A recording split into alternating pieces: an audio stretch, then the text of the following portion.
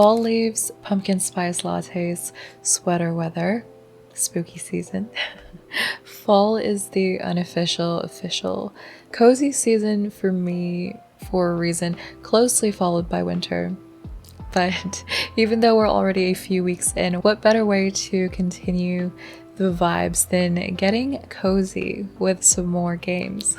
I did make another fall cozy games video already, which of course I'll link up in the cards, featuring the newest titles that I'm really enjoying lately, but I can't not mention these other ones because they give off some of the best cozy fall vibes I've ever experienced in all the games I've played. By the way, welcome back to the channel. If you're new here, hey, my name is Kat. Thank you so much for joining. And if you like casual games and comfy vibes, please consider sticking around and checking out my other videos, maybe even subscribing. I'd love to have you around. Starting with a game that is very fresh in our minds right now, I just know that if you're a fan of farming life sims, you've probably been waiting for this game a long time, along with many of us, and that is Coral Island. Its early access release just came out on Steam, and I do have a sort of first look, first impressions playthrough on my channel. I'll have it linked in the cards. You guys already know the drill. It follows your character moving to Coral Island into a little town called Starlet Town. You take over this cute little farm. Actually, it is quite large. And as soon as you move there, you discover that the town went through a bit of a crisis when an oil spill happened. That sort of stopped all the tourists from coming in, and a large corporation saw this as an opportunity to buy land on Coral Island and slowly turn it into a hustling, bustling opportunity for them, which the locals are of course not too happy about because it'll slowly destroy the natural beauty of this island. If you've played Stardew Valley, that really reminded me of the whole Jojo Corp situation in that game as well, but Coral Island is like the 3D version of it, and it expanded on literally every aspect of the gameplay and quality of life improvements. The island is vast and beautifully rendered. I absolutely love the characters and their designs. There's a huge lot of choices for eligible romance options, and can I say I feel super proud to see Asian characters and Asian names depicted in this game, as it is hugely inspired by the Indonesian culture. I do have a review coming up for this game as well that goes into it a bit more in detail. If you're interested, please feel free to keep an eye out. Cat Cafe Manager received a Harvest Stories update in time for this season, which includes a lot more content that's perfect for the fall and spooky season vibes. New furniture sets, new storylines, and a new feature that actually lets you build and furnish outside of your cafe. If you're new to Cat Cafe Manager, it is like the title suggests. You move into the little cozy village of Caterwall Way, and you take on the task of rebuilding your grandma's cat cafe.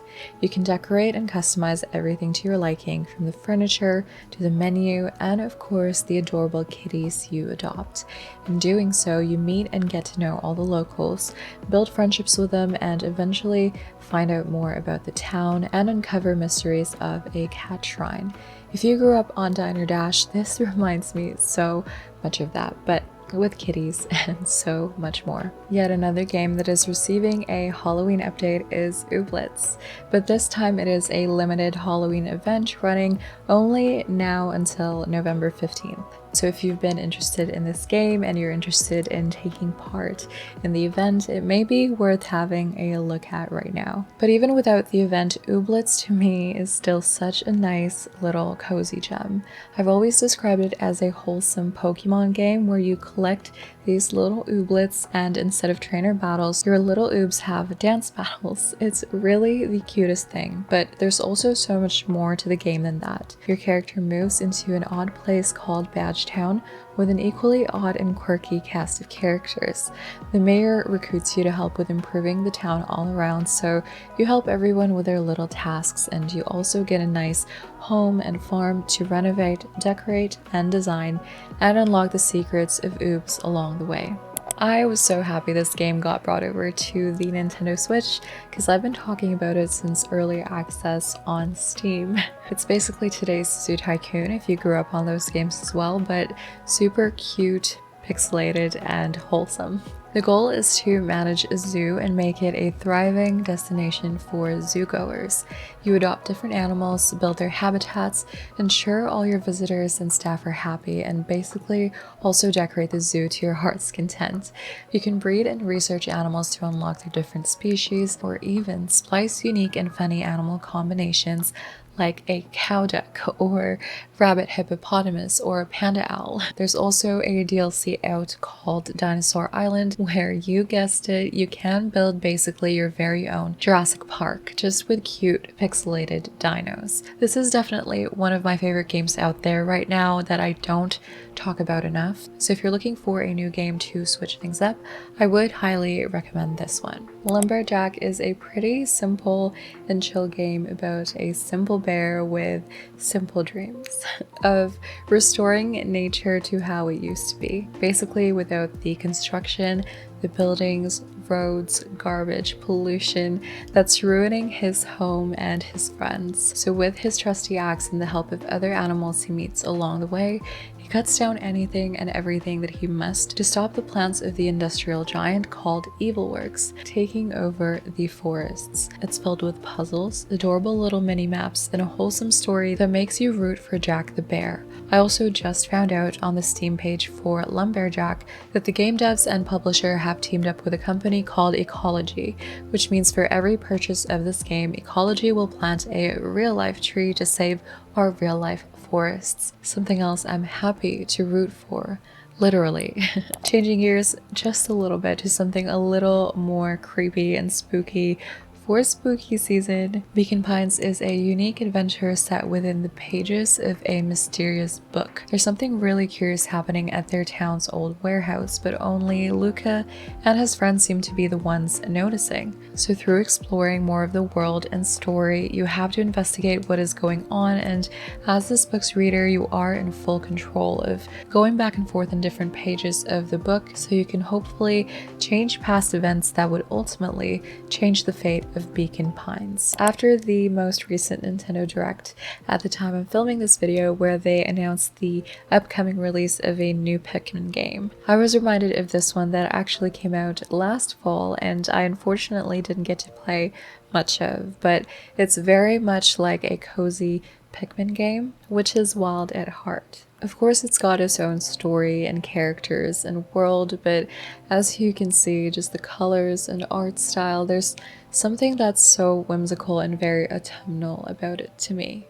This game is about two young runaways who find themselves in a lost realm full of puzzles, beasts, and little magical creatures called spritelings, which you can collect and command. They help you with fighting enemies, breaking things that are in your way, collecting, gathering, and more.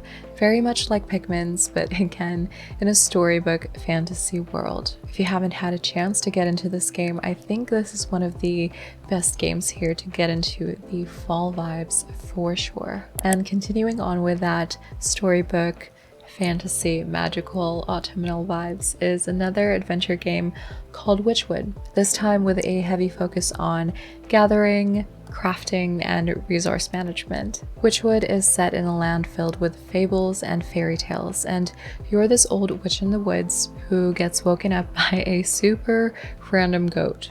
He suddenly reminds you of an old agreement you supposedly had with each other, but you don't really remember.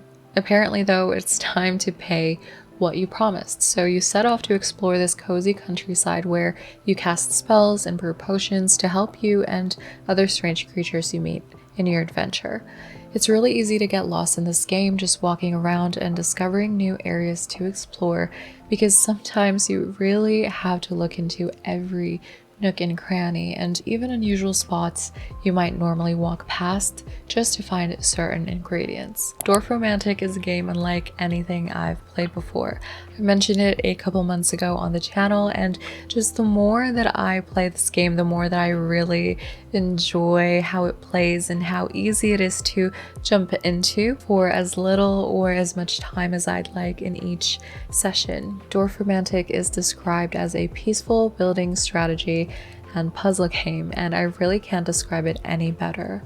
You start off with a map that have these tiles, and you have another stack of tiles which you have to strategically place down to keep expanding your map and unlock new areas and biomes until eventually you build these cute little worlds. The gameplay and music is just incredibly relaxing. Sometimes you want to play a game but without a super intensive story or quest line, and this just lets you really zone out and almost take a break in this virtual world that you're building yourself. At first glance, I really thought as far as the eye would be quite similar to Dorfromantik, but apart from the tiles and the color scheme, that's pretty much where all the similarities end. As far as the eye is much more expansive. You play as the wind and you're guiding a tribe called the pupils. The goal is to help them reach the center of the world to find safety from the rising tides, and they need you to manage pretty much everything in their lives to make sure they have enough resources, they have the buildings they need.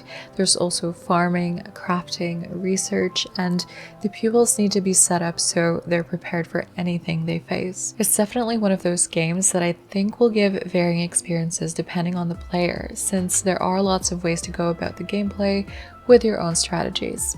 Another super different game for me that I was pretty happy to have found because I love experiencing new games. I'm always on the lookout for something new, so if you have any cute, cozy, wholesome, relaxing games that you'd like to recommend to me or others in the comments, feel free to pop them down below. And if you made it this far in the video, I appreciate you. Please don't forget to like the video if you like the video, to let me know you'd like to see more. And as always, thank you so much for watching. Take care of yourselves, and I will see you next time.